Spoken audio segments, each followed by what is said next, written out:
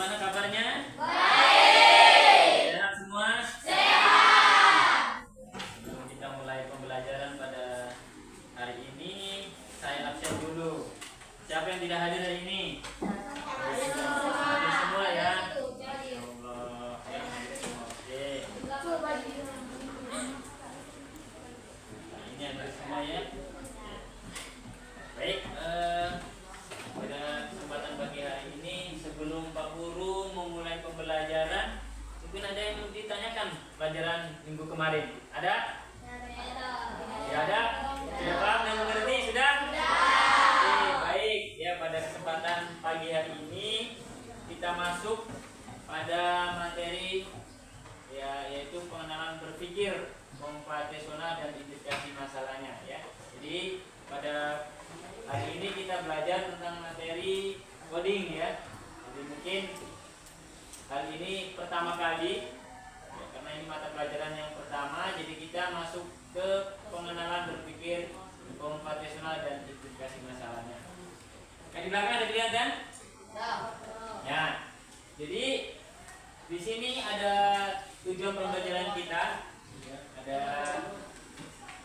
ya 3 identifikasi tujuan pembelajaran. Yang pertama menjelaskan pengertian dan manfaat berpikir komputasional, kemudian mengidentifikasi komponen berpikir komputasional, dan yang 3 menerapkan pendekatan berpikir komputasional untuk menyelesaikan masalah sederhana. Jadi ada 3 tujuan pembelajaran kita. Ya. Jadi kita yang pertama dulu arti dari berpikir komputasional. Berpikir komputasional itu adalah pendekatan penyelesaian masalah dengan cara berpikir logis, struktur, dan efisien. Kemudian kalau digunakan dalam kehidupan sehari-hari, ya, dalam komputasional itu bukan hanya dunia komputer saja ya, masih banyak dunia lain ya, tidak hanya kita menggunakan ya, dunia teknologi. Jadi yang dimaksud dengan berpikir komputasional adalah pendekatan penyelesaian masalah dengan cara berpikir logis, terstruktur, dan efisien ya. Logis artinya apa? Nyata ya. Kemudian lanjut. Sebelum saya lanjut, ada yang mau ditanyakan? Ada? Tidak. Oke. Nah, ini pada kesempatan hari ini kita akan melakukan ya, dekomposisi atau pemecahan masalah bagian kecil. Kemudian pola mencari kesamaan dan perbedaan. Kemudian atraksi fokus pada hal penting. Ya, abaikan yang tidak relevan. Kemudian algoritma ya, menyusun langkah-langkah sistematis.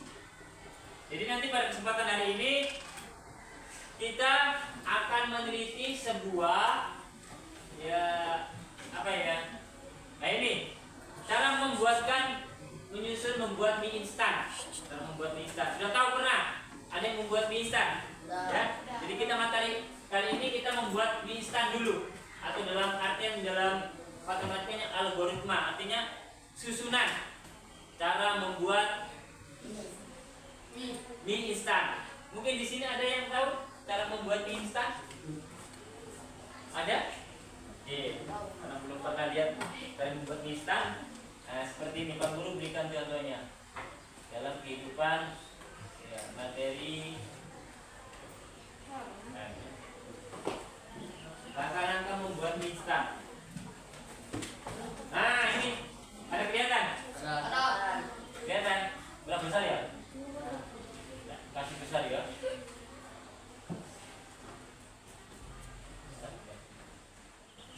Nah ini ya, cara-cara membuat masak mie. Yang pertama apa? Nah, rebus dulu. Ya, yang pertama rebus dulu mie-nya. Ya, sediakan air pancinya. Kemudian yang kedua apa lagi? Tuangkan. Ya. Kemudian apa? Ya, setelah matang. Ya, ini yang kedua ya. Lihat nomornya. Yang pertama rebus dulu sayurnya. Terlebih dahulu sayur. Ya, sayurnya direbus. Kemudian yang kedua, setelah matang simpan sayur di mangkok merah. Kemudian urutan ketiga, masukkan mie ke dalam air mendidih. Setelah itu langkah keempat apa? Tiriskan mie dan buang air bekas rebusan mie.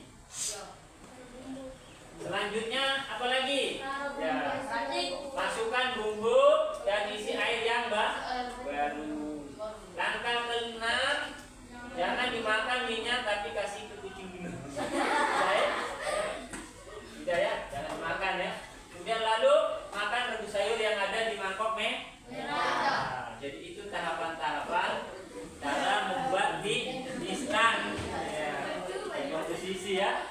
Ada yang bertanyakan? Sudah mengerti? Coba satu orang ada yang mau bertanya cara pembuatan mie instan. Sudah dipahami? Jadi langkah pertama rebus sayuran yang terlebih dahulu. Kemudian yang kedua, setelah matang simpan sayur di mangkok. Habis itu masukkan mie ke dalam air mendidih. Terus tiriskan mie dan buang air bekas rebusan mie. Ya, masukkan bumbu dan air yang baru. Terus tenang, ya hidangkan. Setelah itu ya dimakan. Habis itu ada yang mau ditanyakan ya? Ada? Sedikit yang dikit ya.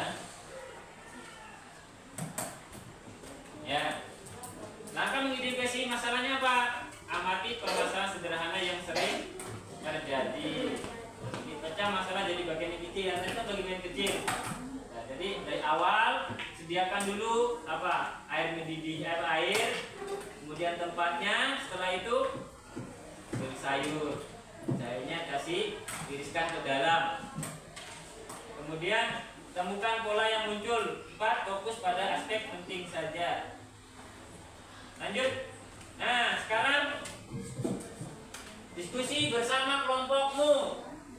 Ya. Tadi saya sudah jelaskan tadi, ya. Diskusikan apa manfaat berpikir komputasional dalam kehidupan sehari-hari. Bagaimana kamu bisa mengembangkan cara berpikir sistematis. Ya. Silakan saling diskusi bersama kelompokmu ya. Tadi yang sudah saya jelaskan apa sih berpikir komputasional tadi ya. Oke, silakan ya, diskusikan dengan kelompok kalian ya, diskusikan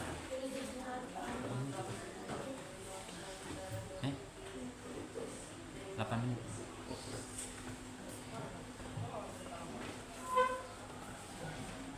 Ya, silakan diskusikan bersama kelompok.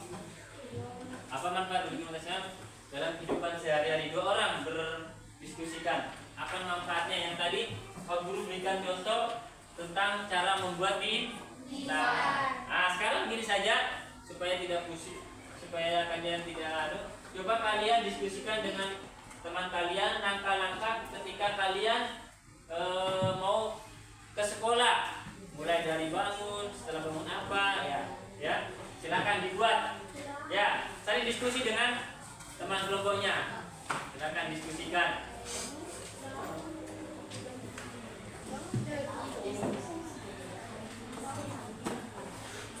Silakan diskusikan, berpikir langkah-langkahnya.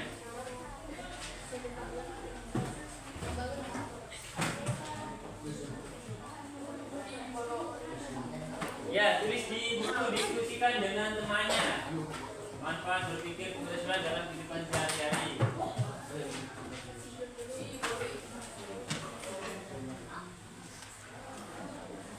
Yang pakai topi ya. Ya, di satu kelompok 2 orang, 1 buku saja. Silakan tulis langkah-langkah kalian ketika kalian mau berangkat sekolah. Supaya kalian paham apa sih arti dari berpikir komputasional dalam kehidupan sehari-hari kita. Ya, silakan. 2.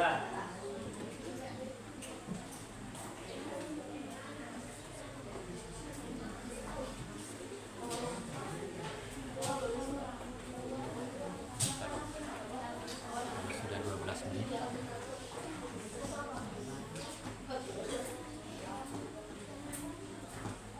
Silakan.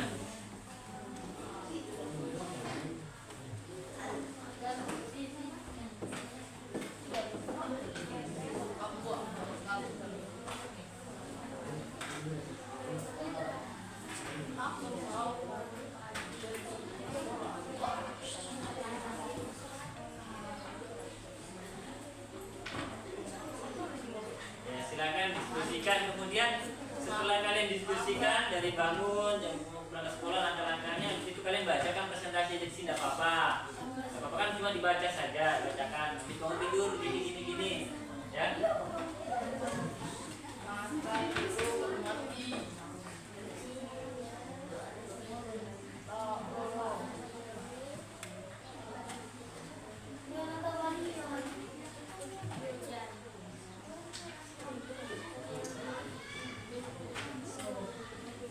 Sama seperti tadi membuat langkah-langkah membuat mie.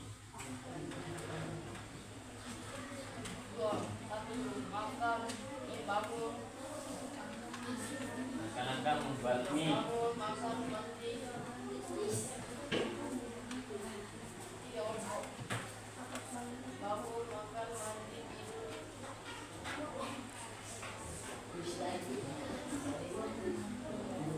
Mungkin ada yang sudah. Satu orang saja, tidak apa-apa, tidak perlu istilahnya cuma dibacakan saja.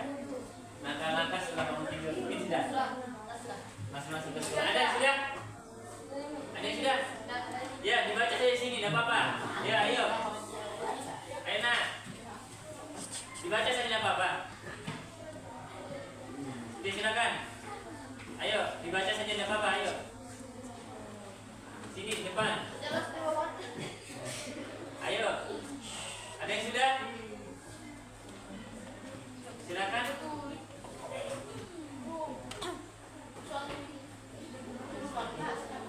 Ada yang sudah? Ya silakan dibaca di sini, tidak apa-apa. Cuma baca sini kalau malu. Ayo, dibaca saja. Mereka nama kemudian baca langkah-langkah setelah langkah-langkah mau pergi ke sekolah. Ayo.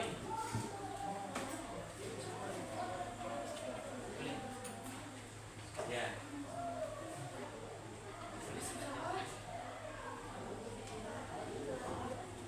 Silakan. Ya.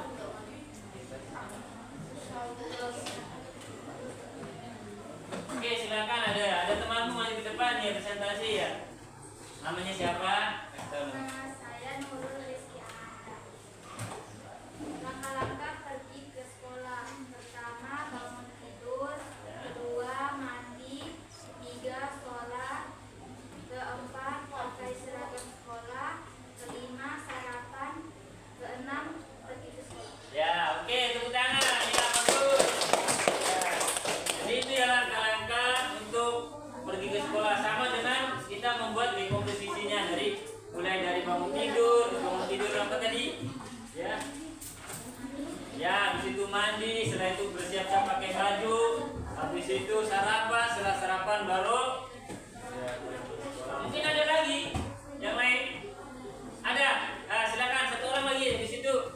Ya, silakan satu orang lagi. Ya, dibacakan aja sih coba si Adil Pak, Adil. Ya, mana Kadir? Kenapa kami?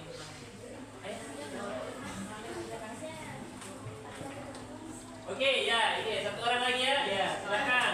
Perkenalkan namanya siapa? Perkenalkan, nama saya Giselin Mikaela Taka. Langkah-langkah pergi ke sekolah. Bangun pagi, bersihkan tempat tidur, cuci muka, beribadah, olahraga, makan sehat dan bergizi, bersiap-siap ke sekolah, dan berangkat ke sekolah. Oke, beri tepuk tangan. Ya. Oke. Jadi itu langkah-langkahnya sudah dipahami hari ini, sudah? Sudah. Oke, baik. Ya, jadi sudah dipahami masalah berpikir rasional. Ya, jadi minggu depan insyaallah kita lanjutkan. Jadi ada mau ditanya? Ada mau tanya? Baik, pada pagi hari ini untuk materi tentang berpikir komputasional, ya kalian sudah paham. Insyaallah ke depan, ya minggu depan kita lanjut tentang masalah etika bermedia sosial. Saya akhiri saja. Assalamualaikum warahmatullahi wabarakatuh.